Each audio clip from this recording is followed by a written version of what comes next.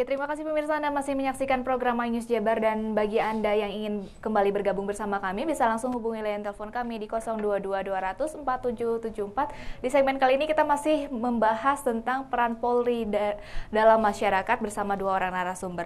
Baik, tadi dikatakan memang ini beberapa langkah juga telah dilakukan oleh pihak kepolisian, tetapi masyarakat memang belum sepenuhnya mengetahui. Ini Prof, apakah perlu diadakan seperti edukasi kepada masyarakat supaya masyarakat mengetahui bagaimana sih prosedur pengaduan itu seperti apa dan apa yang harus dilakukan seperti oleh masyarakat kepada pihak kepolisian?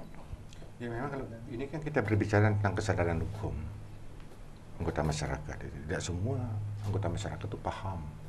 Ketika dia ditimpa satu case atau satu kasus, harus clear dulu kasus yang menimpa yang bersangkutan itu kasus perdata kah, kasus pidana kah, atau kasus hukum yang lain gitu. Kadang ini yang menjadi ketidaktahuan masyarakat ya, Bisa Prof, jadi, ya? bisa jadi. Artinya apa? Kembali kepada kesadaran hukum masyarakat dan pemahaman masyarakat tentang hukum itu sendiri. Ya, kalau misalnya anggota masyarakat merasa dia ditipu, kemana dia harus mengadu? Harus clear dulu, paham dulu di wilayah hukum mana dia berada, atau tempat kejadiannya ada di mana.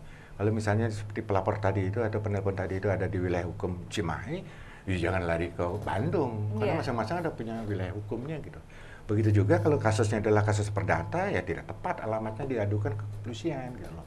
Tapi karena anggota kepolisian, anggota masyarakat tidak paham semuanya tentang kasus yang dihadapi, kalaupun misalnya anggota masyarakat melapor atau mengadu, terima saja. Terima saja. Ini dalam rangka menjalankan fungsi pelayanan kepada publik, pada masyarakat. Di situ tugas polisi kemudian menjelaskan, mengedukasikan, Pak, ini bukan kasus pidana. Jadi diberikan saran. Itulah pentingnya. Tugas kepolisian dalam rangka memberikan pelayanan kepada masyarakat. Iya, jadi terkadang ini yang membuat kesalahpahaman antara masyarakat dan juga polisi ya. Bisa jadi gitu, karena anggota masyarakat menilai bahwa polisi ini mempersulit gitu. Padahal bukan mempersulit, tapi tidak tepat ya, Prof ya. Baik, ini edukasi yang dilakukan kepada masyarakat ini seperti apa sih yang dilakukannya, Pak Hendro? Bahwa tentunya kita hadir dengan masyarakat melalui Babkamtibmas, kita memiliki media sosial, tapi yang terpenting adalah kita buka 1 kali 24 jam. Di situ ada anggota-anggota kita yang akan menjelaskan laporan apapun kepada polisi, meskipun kadang-kadang TKP-nya bukan di Polres Bandung, tentunya setelah paham datang kita jelaskan. Misalnya ini bukan pidana, datang kita jelaskan. Tetapi untuk kasus-kasus tertentu, kasus-kasus yang meresahkan masyarakat yang dikenal dengan 3C, kejahatan jalanan, curanmor, tentunya saya sampaikan kepada anggota agar laporan dimanapun juga diterima. Jadi tidak perlu masyarakat untuk 3 kasus ini. Jangan sampai orang jadi korban perampokan, kejadiannya kemudian di Cimahi, dia lapor di wilayah Regol karena paling dekat kan ditolak. Tapi tidak seperti itu ya? Tidak boleh, harus paling nggak dikasih solusi. Pertama yang harus dilakukan mesti terjadinya pencurian dan kekerasan, perampokan misalnya. Yang harus dilakukan pertama cek TKP, siapa tahu pelakunya masih di situ. Setelah itu baru dikasih solusi, diantar ke wilayah tersebut. Jadi masyarakat itulah yang disampaikan beliau adalah kita adalah pelayan masyarakat. Betul-betul melayani dengan hati. Memposisikan diri kita jangan di atas masyarakat, tapi jajar atau di bawahnya.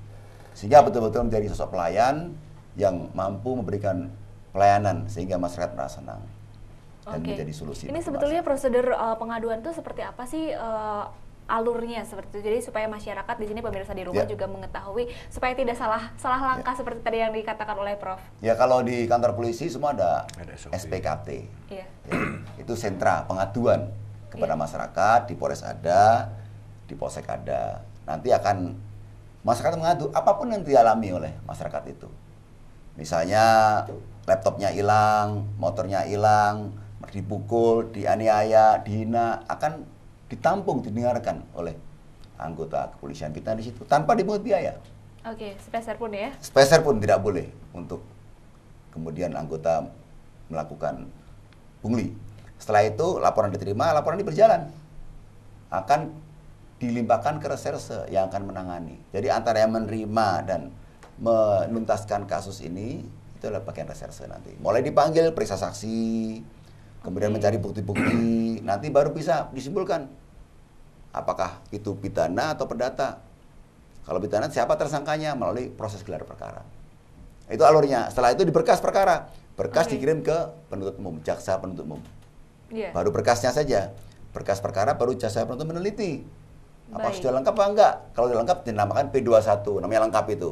Oke. Kalau tidak lengkap P19, P18, dikembalikan ke penyidik dengan petunjuk. Baik. Pak, ini keterangan saksi kurang.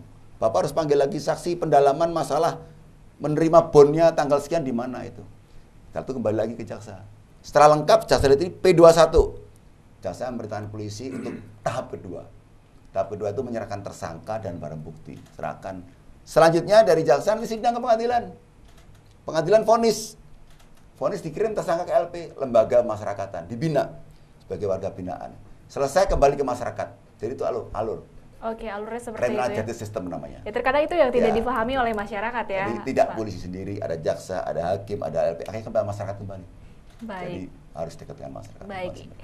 Ini kita berbicara lebih luas lagi ya Prof ya. Tadi polisi sudah memang mengayomi masyarakat. Ini kalau misalnya berbicara mengenai peran polisi terhadap negara, yang Anda lihat menurut pengamatan Anda di Indonesia ini, apakah perannya memang sudah sesuai dengan kebutuhan ataupun budaya di negara kita, negara Republik Indonesia ini, Prof? Yang pertama harus dipahami, posisi polisi itu atau kepolisian negara Republik Indonesia ada di mana? Atau sebagai apa dia? Karena sering salah persepsi. Ada anggapan bahwa kepolisian itu adalah alat pemerintah atau alat kekuasaan. Salah itu. Oke. Yang tepat itu kepolisian itu adalah alat negara. Artinya apa?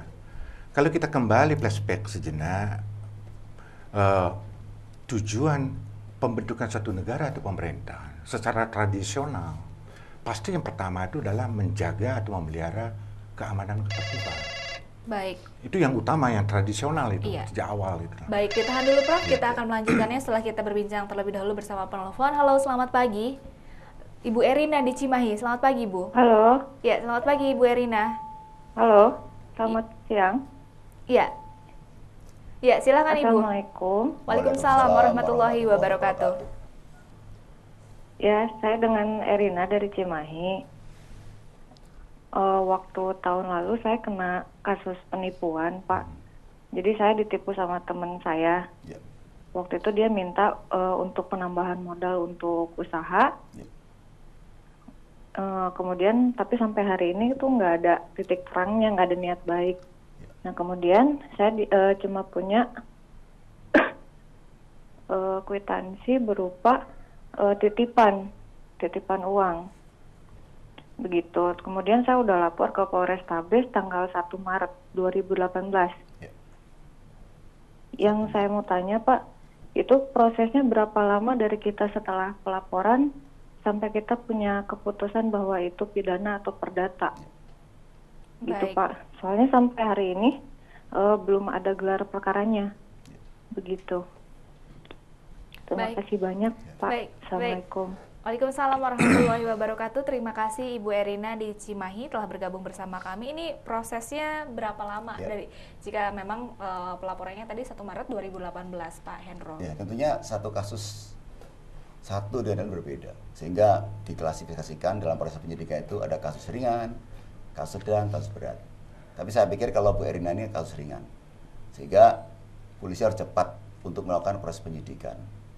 Dan kewajiban penyidik adalah memberikan SP2HP di setiap pentahapan proses penyidikan yang dilakukan untuk sebagian dari pelayanan terhadap masyarakat. Iya. Surat pemberitahuan perkembangan hasil penyidikan. Sehingga karena Bu Erina tadi lapornya ke Polres Bandung, ya setelah pulang dari sini akan saya cek. Oke, Harus langsung saya ya. cek. Saya dengar langsung ini. Oke, Saya baik. panggil penyidiknya, hambatannya di mana? Bu Erina sebagai korban kejahatan ini, penipuan. Nah, nanti harus segera jelaskan penipuan ini. Penipuan apakah ini one investasi, ingkar janji, masuk perdata, atau penipuan?